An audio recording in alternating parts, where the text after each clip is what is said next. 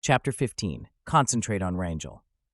Towards the end of August, the balance sheet of the Bolshevist disaster on the Polish front was drawn up. Nearly 250,000 men and tens of thousands of horses had been captured by the Poles or interned in Germany. The remnants of the Bolshevist army were in precipitate flight towards the east, pursued by the Polish troops. The Ukrainian units, who were advancing rapidly, were operating on the Polish troops' right wing. On the right bank of the Ukraine, revolts were flaring up everywhere. Companies of franc-tireurs were harassing the Red troops ceaselessly and attacking convoys, trains, and echelons on the road. We had succeeded in coming to an agreement with the Ukrainian franc-tireurs. We were to re-equip them with arms, ammunition, and money. I circulated proclamations amongst the population of the Ukraine, urging them to rise and throw off the Bolshevist yoke. During the last days of August, a delegation from the largest company of franc-tireurs arrived. The commander of the company was an ex-officer of the old Imperial Guard. He was fighting for the moment under the yellow and blue Ukrainian flag. According to him, the population on the right bank of the Ukraine were exasperated with the Bolshevists, but the events of 1919 had left unfortunate memories of the volunteer army. These, combined with the able propaganda of the Ukrainians, did much to enlist sympathy for the separatists. The growing excitement in the Ukraine set Ukrainian circles outside the country in motion. I learnt that a delegation of Ukrainian federalists, composed of Messrs. Markotun, Tsidovich, and Mogilyansky, had left Paris for the Crimea. The strategical situation was as I had explained it to the French government. Events on the Polish front made operations in the West of primary importance. If Poland should accept the peace which the Bolshevists were offering so insistently, and Lloyd George's government was extolling, everything would be over for us. The 3.5 Bolshevist armies on the Western Front could then rush in on us, and the issue of such an attack could not be doubted. Our last batch of reinforcements, nearly 10,000 Bredovians, had been incorporated into the army. We could not count on any others except for a few officers who had been evacuated into different countries in 1919. Our local resources in men and horses had dwindled away to nothing. The sole source of recruitment still open to us was our prisoners, but their fighting value was only relative. I did my utmost to convince the French and Polish governments that the Poles must go on with the war, or must at least drag out the peace negotiations so that I could reinforce and re-equip my troops with the enormous booty which had fallen into the hands of the Poles, whilst the Red troops were being detained on the Polish front. I considered using the Red units which had gone over to the Poles or those which had been interned in Germany, in addition to the ammunition which the victors had seized. I proposed to form a third Russian army on Polish territory out of the remains of Bredov's command and the detachments of Bulak Balakovich and Colonel Permikin. I intended to amalgamate the commands of the Polish and Russian troops and put the joint command into the hands of a French general who should work with representatives of the Polish and Russian armies. I pursued these negotiations during my interviews with the French and Polish representatives, as well as through my representatives in Paris and Warsaw. In the middle of September, the chief of the Polish military mission informed me that the Polish government had agreed to authorize the formation of a Russian army 80,000 strong on Polish territory. The chief of our foreign communications telegraphed to Maklikov, "We have just heard that the Polish government has agreed to the formation of a Russian army 80,000 strong to be recruited from amongst the Bolshevist prisoners. It has been pointed out to us that this measure will simplify the recruiting question, cut down transport expenses from Poland to the Crimea, and give the necessary tame for the development of our forces. The Commander-in-Chief is in favor of this measure on the following conditions. 1. This new army must be placed on the right wing of the group of Polish-Ukrainian armies, so that in the course of the subsequent offensive, it will be able to rejoin the left wing of our armies. 2. This army must be called the Third Russian Army. At the present moment, the Russian forces in the Crimea are composed of 2 armies. 3. The commander of the Third Army must be appointed by General Wrangel. 4. The Third Army shall be subject to the Commander-in-Chief off the Eastern Anti-Bolshevist Front until it comes into direct contact with the Southern Front, when it shall pass under the command of General Wrangel. Please inform the French government and High Command of this. The Polish government appeared to be willing to meet us. General Miller, our military representative in Paris, telegraphed. The Poles agreed to send their military representative to Paris to discuss the coordination of our military operations with us. The general you send ought to be fully acquainted with all your intentions and plans, and should have a thorough understanding of the situation and your forces. To hurry on the negotiations, I decided to send M. Struve and General Yusefovich to Paris. The latter was to control the formation of the Russian units in Poland, but until he arrived there, the task fell upon General Makarov. Struve and Yusefovich were to deliver to the French government a brief memorandum signed by my adjutant, M. Krivokaine, detailing my propositions. Adjutant to the Commander-in-Chief of the Armed Forces of Y. South Russia.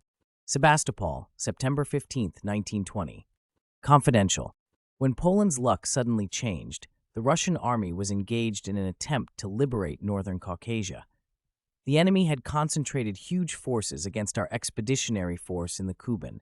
Therefore, if we were to follow up our successes there, we had to send fresh units to the front from Taurida. This made the retreat to Perekop necessary. The army was already preparing to retreat when the defeat of the Bolshevists on the Polish front made it possible to consider the formation of a united anti-Bolshevist front on the west. Should this plan be adopted, the protection of the Tauridon front will become of primary importance. It will compel us to send fewer reinforcements to the Kubanian front, and later will force us to abandon the operation in the Kuban altogether.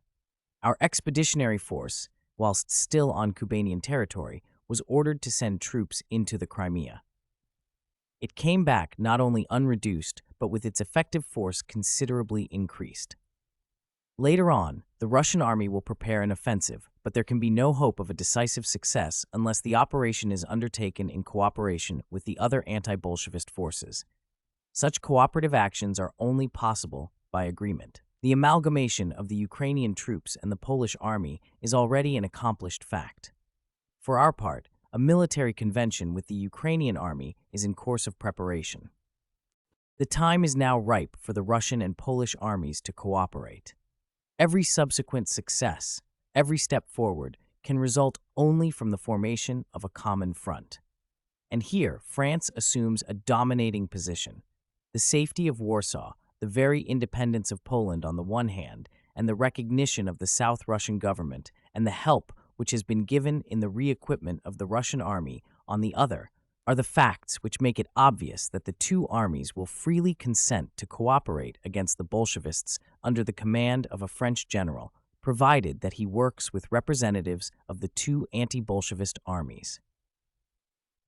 Poland's cessation of hostilities and entry into negotiations with the Soviet government puts the Russian army into a very difficult position. The Bolshevist forces now set free will be thrown on to the southern front, and in a few months we shall have 3.5 new Bolshevist armies arrayed against us. But even under these conditions, the Russian army will not lay down its arms. It will continue the fight, hoping for success and trusting in its ally, France, to whom it has always been loyal, and who can now give it invaluable help. If the negotiations between Poland and Russia are prolonged, and if the troops of Bolshevist prisoners in Poland and Germany are sorted and transported to our front with all speed, together with the remains of General Miller's and General Yudnich's armies, we will be able to continue our struggle. Negotiations must be prolonged until we have had time to transport the contingents from Germany and Poland and recruit the new units. The contingents which are to be transported must be completely equipped and armed, and the new formations must be furnished with the necessary equipment. This can be supplied from the Bolshevist materials of war which the Poles have captured. If all this were done, the Russian army could continue the struggle against the Bolshevists, and even if it were fighting alone, could be sure of ultimate success. Thus, Poland could rest assured that the Bolshevists would be unable to violate the peace treaty. Over and above the delivery of materials of war to the Russian army, this project will need still more important financial help in the form of a loan. The refunding of this loan, together with the payments for the materials of war, will be covered by a special treaty concerning the export of coin, coal, and other raw materials to France from the territories occupied by the Russian army and those they intend to occupy. We published articles expounding our point of view in many organs of the Russian press abroad as well as in the newspapers of other countries. At the same time, I decided to pay a visit to the front with the representatives of the Allied missions, for on the one hand, I wanted to show them how strong our position was, and on the other, to prove to them, by the evidence of their own eyes, that we lacked technical equipment and urgently needed help if we were to continue the struggle. On the evening of August 30th, I left for Sebastopol, accompanied by M. Krivochine, representatives of the French, Polish, American, English, Japanese, and Serbian military missions, and several Russian and foreign newspaper correspondents. On the morning of August 31st, the train stopped at Taganrog Station, and we set off in cars to inspect a section of the fortifications. The fortifications were more nearly complete in this part of the front than anywhere else. There were heavy barbed wire entanglements, armored emplacements, a complex labyrinth of trenches, and skillfully concealed batteries. The newly installed heavy siege artillery was engaged in gunnery practice, and our aeroplanes were observing for it. The visitors could see with their own eyes what an immense amount of work had been accomplished in the last few months, in spite of the almost complete lack of technical equipment.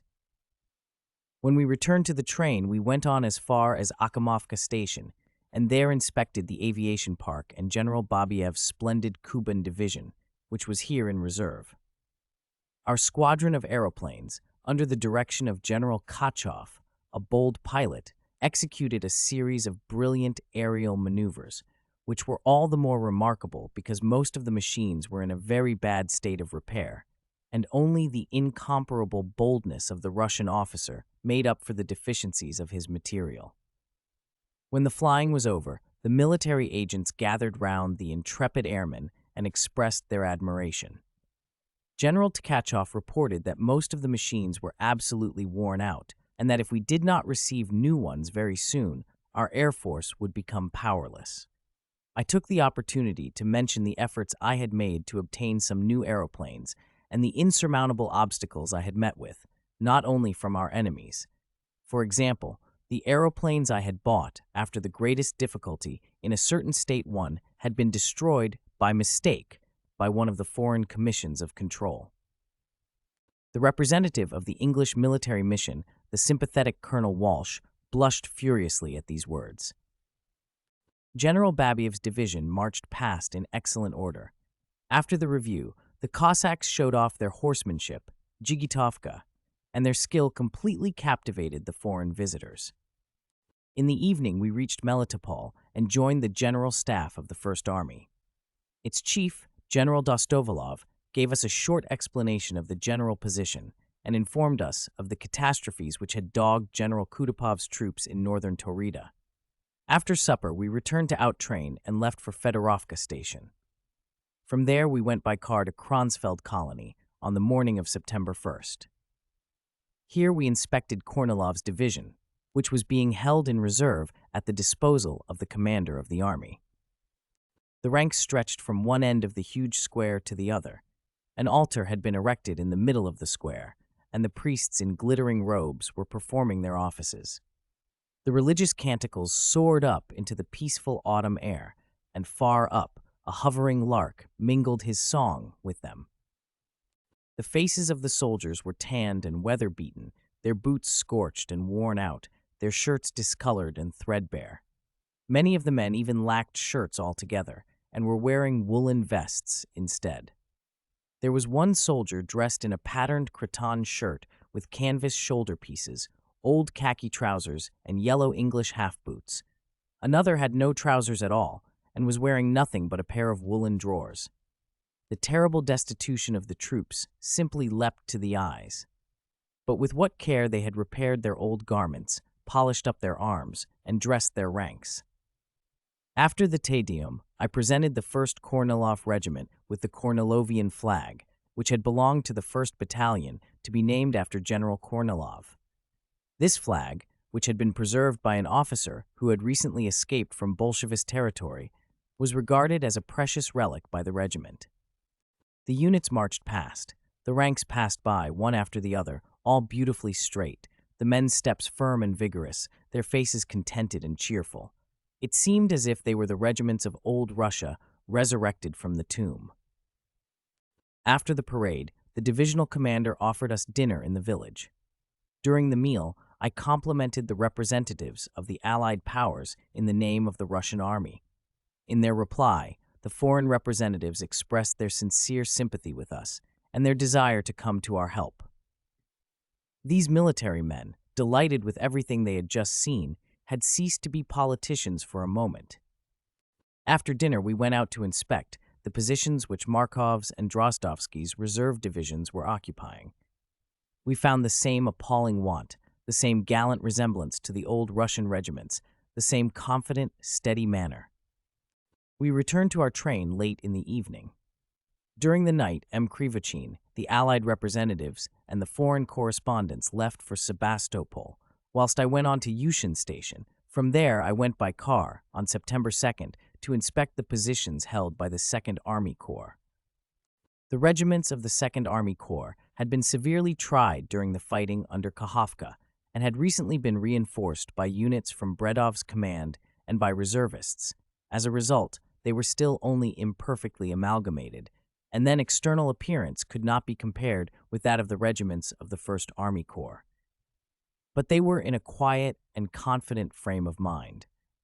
General Vitkovsky was working ceaselessly, doing his utmost to restore order to the Army Corps, which his predecessor had so disorganized.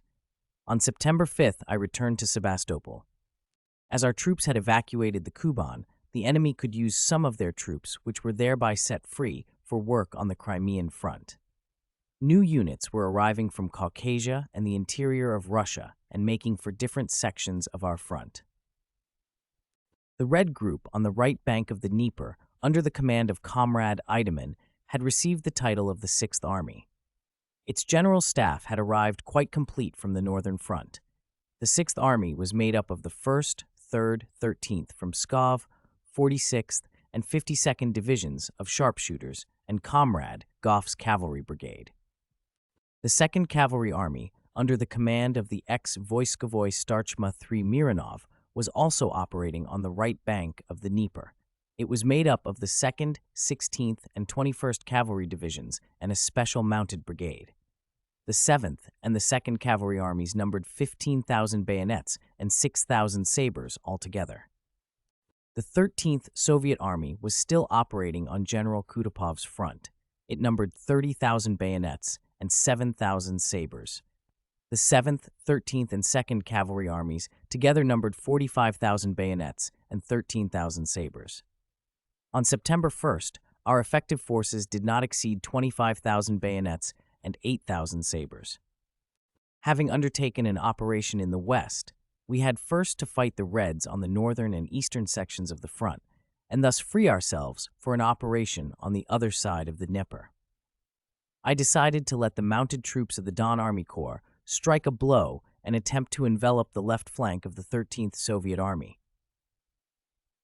Fighting went on without pause throughout September. The troops had been unable to rest for months past, yet they performed prodigies of valor. In a series of brilliant engagements, the Russian army scattered the enemy's forces all along the front, from the Sea of Azov to the Kichkas Pass. The task I had set it, that of freeing our hands for an operation on the other side of the Dnieper, was accomplished. Whilst incessant fighting was in progress at the front, intensive work was going on behind the lines. I changed my quarters, left the house I had been occupying, and went to a much larger building called the Grand Palace, where the commander of the fleet had previously had his quarters. My closest colleagues, M. Krivochin and General Chatilov, my chief of staff, were also at the Grand Palace. Our working day began at 7 o'clock and went on, almost without interruption, until 11 o'clock or midnight. Our attention had to be divided between the most varied problems: the war, internal and foreign policy, economics, and finance. These last questions worried Mkrvochine and me more than anything else. In spite of all our difficulties, we managed to cover our ordinary expenses with our ordinary revenue. But the extraordinary budget for this year showed a deficit of 250 milliards for.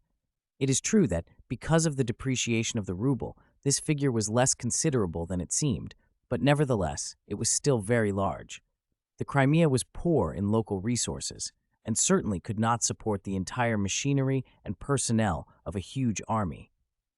Although our effective fighting forces did not number more than 30 or 35,000 men, not counting the fleet, the vast interior, the tens of thousands of wounded who filled the hospitals, the huge number of prisoners in the reserve formations and the concentration camps, the military schools, the numerous organizations behind the lines, the administrative departments for war and the navy, the fleet and the maritime departments, all added to the number of mouths that the Supreme Command had to feed, so that the grand total was something like 250 or 300,000. Feeding all these people cost more than all our wealth put together. We were doing all we could to get ammunition from abroad on the strength of our reserve securities. Corn was now our sole export. The government, through its agents, continued to buy it up in northern Taurida. The Ministry of Commerce and Industry had made contracts with different people between July 24th and September 16th to deliver 10 million poods 5 of grain. Nearly 1.5 million pounds had already reached the ports, and almost 1 million had been exported. Not only was corn our sole export, and therefore of great economic value, but the arrival of Russian corn from the Crimea on the markets of Western Europe had also great political importance. The Western powers, especially France, who had suffered greatly during the war, were suffering from a lack of bread, and the arrival at Marseille of a ship carrying 275,000 poods of Russian corn was mentioned in nearly all the French papers. The monopoly of the corn trade by the South Russian government provoked violent criticism from one party in commercial circles which was direly interested in the question. The South Russian government was accused of impeding commerce and strangling private enterprise. We could not put a stop to these criticisms. We still had only very faint hopes of obtaining a foreign loan, for the existence of the South Russian government seemed very precarious. No one believed in its stability. Mkrvochine thought out the scheme of convoking a special economic conference of industrialists, merchants, and financiers at Sebastopol to discuss the possibilities of an economic and industrial revival in South Russia and discover some way of raising a loan. The date of the conference was fixed for the end of September, and the invitations were sent out accordingly. Many of those who were invited, including Count Kokovteov, Davidov, and Ritich, refused to come on some pretext or another, but others accepted the invitation. The Poles began to negotiate with the representatives of Soviet Russia. The Polish delegation arrived at Riga on September 5th, 18th. From the very beginning, a complete divergence in their views was obvious. Each side seemed to postulate conditions which the other could not possibly accept. Nevertheless, negotiations were not broken off. Behind the backs of the negotiating parties, the clash of interests of the other powers could be distinctly felt. It appeared that the Bolshevists had a very clear view of the situation. They foresaw that they would reach an agreement with the Poles in some way or another, and so the Soviet leaders decided to settle accounts with their other enemy. They sent round the watchword, "Concentrate on Wrangel." The remnants of the Red armies had flowed back towards the east without a pause before the Polish troops, but the Red Command now launched all its available reserves against the south. In mid-September, we began to receive information that Budeni's cavalry, the 1st Cavalry Army, was coming south from the southwest section of the Polish front. Unexpected changes had taken place in the French government. Ms. Deschanel, the President of the Republic, had fallen seriously ill and had been compelled to resign. M. Millerand had been elected in his place. Legs was appointed president of the French Council. Petit and Paléologue, the colleagues of the ex-president of the council, who had supported the policy of a rapprochement with national Russia, had gone out of office. I sent the new president a telegram of congratulation.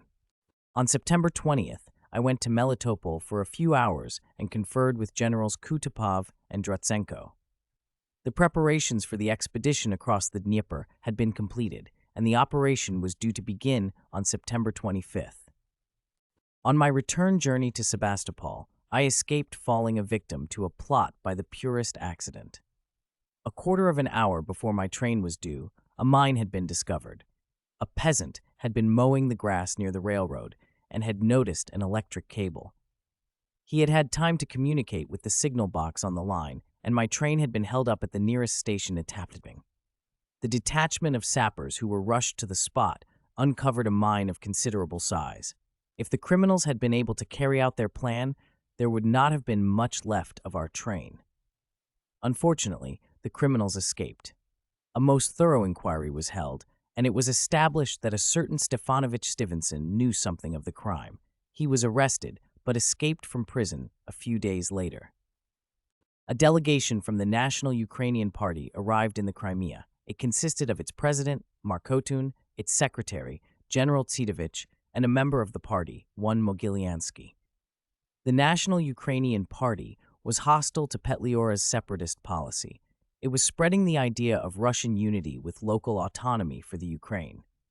The party was working in close cooperation with the Ukrainian government of Galicia, of which Petruchevich, who had proclaimed the union with Russia, was president.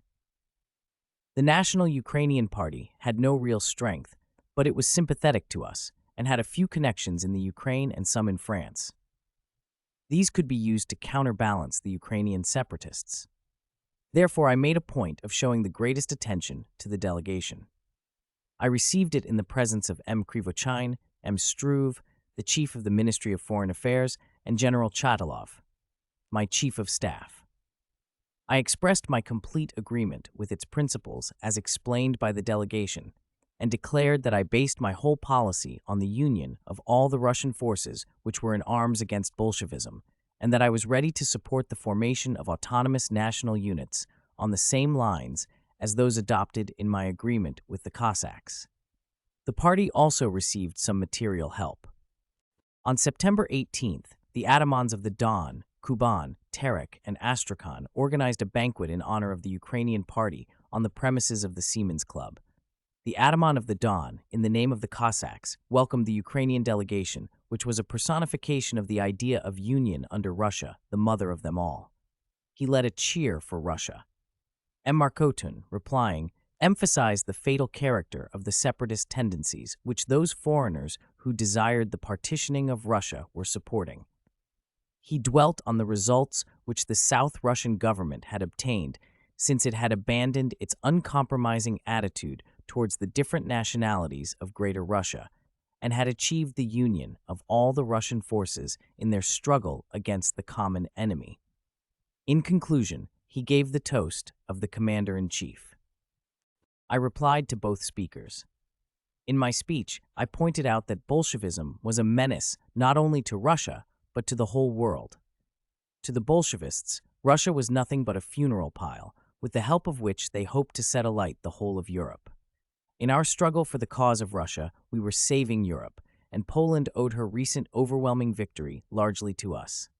The Polish press had many times expressed the view that Poland is fighting not against the Russian people, but against the representatives of the International. I hope, I said, that the near future will not give the lie to these declarations, and that Poland will not abandon those who are fighting for the common cause of culture and civilization. M. Mikulski, the representative of the Polish mission, emphasized, in the course of his speech, the fact that although the Polish government had not mentioned the aim of the war in its declaration, it was, in effect, a fight against the International. The promise of a new frontier will not stop the war. Our government will not call a halt, for it is sure of victory. On September 20th, the temporary statute concerning the district Zemstvos was published. The elections for the district Zemstvos were already over in some of the districts. The population had shown great moderation and common sense at the elections. The disorganization of local life had given rise to a healthy tendency towards union. In most of the districts, the wealthier peasants had been elected. Some big landowners had also been returned. The district Soviets, which were still in existence in those regions where they had not been replaced by Zemstvos, were very hard at work. In most of the districts, the inquiry into the redistribution of the land had already been held and finished, and the new terms of ownership sketched out. In some places, the peasants' rights of ownership over the land on which they worked had already been consolidated. In many of the richest districts, the wealthier peasants were buying the land directly from the owners. The owners received full payment immediately, and the peasants were free from redemption payments. The people manifestly wished to possess the land in full ownership and to acquire it legally. The population was echoing the spirit of the new law. The number of friendly transactions between peasants and landowners would doubtless have been still larger had it not been for the difficult conditions created by the Civil War and the continual mobilizations which deprived the peasants of manual labor and horses. Whilst the reorganization of the Zemstvos was going on, the municipal governments were not forgotten. On September 23rd, a conference met under the presidency of the Deputy Director of the Administration of the Interior. It discussed a project concerning the elections for the municipal councils. The basis of the electoral system was to remain intact. The reform was to be limited to the methods used at elections. On September 2nd, Admiral Sablin, the commander of our fleet, fell ill. He had been unwell for a long time, but had been fighting against his illness. Now he was compelled to take to his bed. His disease, cancer of the liver, grew rapidly worse, and his case became hopeless. It was a great loss for the fleet, for Admiral Sablin was energetic and able, and had set the fleet in order in spite of the extreme difficulty of the situation, the lack of material, and the varied composition of the crews which had been recruited haphazard, and were quite untrained. The ships had been cleaned up and repainted, and the crews disciplined. Nearly all the damaged equipment had been repaired, and reserve supplies of fuel, amounting to 500,000 pounds of coal and 1,500 pounds of oil, had been concentrated in the ports in case of an evacuation. The men of war of our squadron were keeping a strict watch on the coast and were covering our movements. Every air raid that our aeroplanes had undertaken had been successful. There was no hope of Admiral Sablin's recovering, so I offered the post of Commandant of the Fleet and Director of the Ministry of Marine to Admiral Kedrov. On September 20th, we received a French wireless message from Batum. The French representative informed us that several thousand Cossack rebels, commanded by General Fostikov, had retreated to the coast in the Sochi-Adler section after an engagement with the Bolshevists. They wanted to take refuge in Georgia, but the Georgian government had refused to let them enter the country. The Cossacks were asking for help. I immediately ordered cartridges, shells, and provisions to be sent off to them by transport ship. I also sent a torpedo boat to establish communications with the rebels. General Chatilov sailed on this torpedo boat. He returned on September 22nd. General Fostikov, who had been organizing his revolt since the summer, had collected several thousand Cossacks. After a series of victorious engagements, he had freed a large part of the Maikop and Laba districts from Red domination. But his position had become difficult after our failure at the Kuban. He lacked ammunition, and little by little, the Red troops had surrounded the rebels. General Fostikov foresaw that he would have to evacuate the Kuban, and so was trying to get into touch with me through Batum, where a large number of the Kubanian leaders had congregated after the shameful capitulation of General Bukretov's army. But all his dispatches had been intercepted by the Kubanian leaders and had not reached me.